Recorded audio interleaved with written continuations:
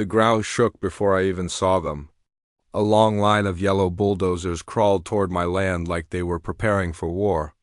And standing in front of them, arms crossed, sunglasses on, was Karen, the self-appointed queen of the HOA I wasn't even part of. She pointed at my cabin and shouted, "Clear it out. He's trespassing on our community property." I stepped out onto my porch, calm but burning inside. "This isn't HOA land," I said. "I bought this property last month. You have no authority here." Karen smirked like she was talking to a child. "Oh, please. That sale was a mistake. We already decided this land is part of our neighborhood expansion. So we're removing your little shack. You can fight it later." The bulldozers revved louder. My phone buzzed with a message from my sister. "Please tell me they're not actually doing it." I sent back only 2 words. "It's happening." One of the workers hesitated. "Ma'am, he's standing on the property. We can't start like this." Karen snapped. "Then I'll handle it myself." She stormed toward me, waving a fake-looking notice. "This is an HOA violation order. You're illegally occupying this land, and we have the right to clear it." I didn't move. I didn't raise my voice. I simply said, "Karen, you're about to make the biggest mistake of your life." She laughed in my face. "Oh yeah? And what are you going to do?" I stepped aside, letting her see the small metal box installed on the gatepost, the one she had ignored earlier. A red light blinked on it. Her smile disappeared, because she finally realized what it was. "Live feed recording device broadcasting straight to the county sheriff's office. And right then." The device beeped. Karen froze, I whispered. "You just trespassed on a protected property. On camera." Her face went pale as a voice crackled through the speaker. "Sir, this is Sheriff Daniels." "We saw everything. Do you need immediate assistance?" Karen stumbled back, shaking her head. No, this isn't happening." But it was, and for the first time, the bulldozers went silent. The sheriff's voice coming through that little speaker felt louder than the bulldozers behind Karen. She tried to smile, but her lips were shaking. "There's been a misunderstanding, Sheriff," she stammered, backing away as if the camera could bite her. "This man, he's illegally living here. Our HOA rules, I cut her off. Your HOA's half a mile back. This land was never yours."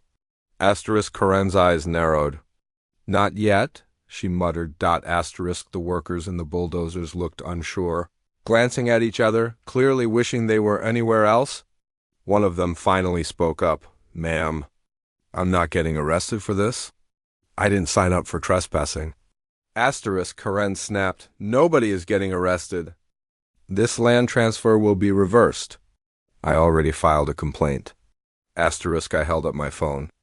"And I already have the deed, the survey papers, and the county map confirming the HOA boundary." I turned the screen toward her.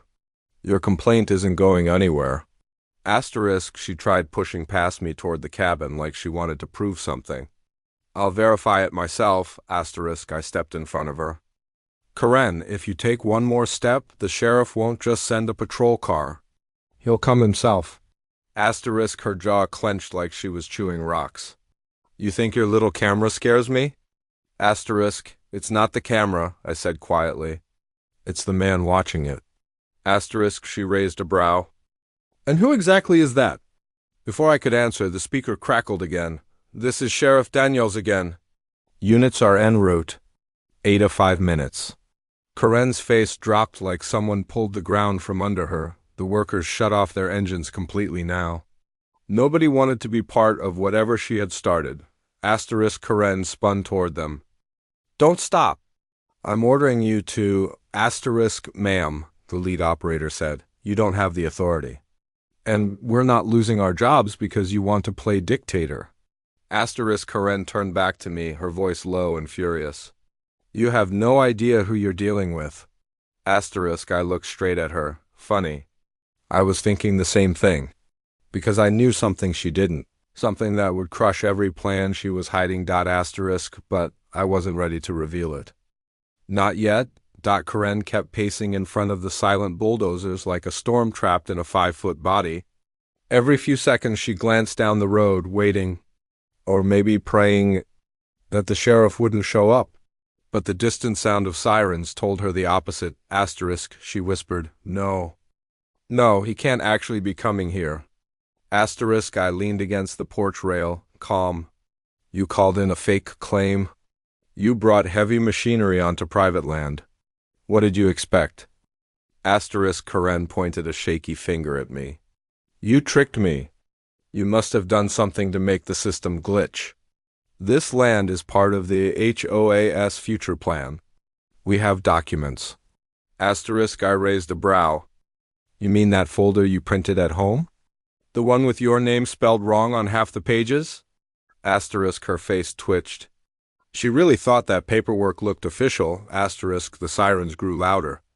The workers started stepping away from their bulldozers, hands up, like they wanted to make it absolutely clear they weren't part of this madness. Asterisk, Karen spun on them. "Stay where you are. Nobody moves. This man is dangerous." Asterisk, I almost laughed. "Dangerous? For standing on my own land?" Asterisk, before she could answer, gravel crunched at the driveway. A patrol SUV rolled in, lights flashing. Sheriff Danielle stepped out, tall, calm, and very focused on Karen. She backed up instantly, her confidence evaporating. Asterisk, the sheriff asked, "Ma'am, did you authorize this construction crew to enter this property?" Asterisk, Karen swallowed hard. "Yes, I'm the HOA enforcement officer. This land belongs to us." Asterisk, the sheriff nodded slowly. "Interesting. Because the live feed camera you walked past sent us footage of you trespassing and issuing a fake eviction notice." Asterisk, Karen's eyes widened. "Fake? No, that's not fake. We're expanding the community." Asterisk, "Ma'am," the sheriff said, "HOAs don't expand onto land they don't own." Asterisk, he turned to me. "Sir, do you have proof of ownership?" Asterisk, I handed him the papers. He looked them over for less than 10 seconds before saying, "Yep, valid deed. Full rights. 080A claim." Asterisk, Karen's voice cracked.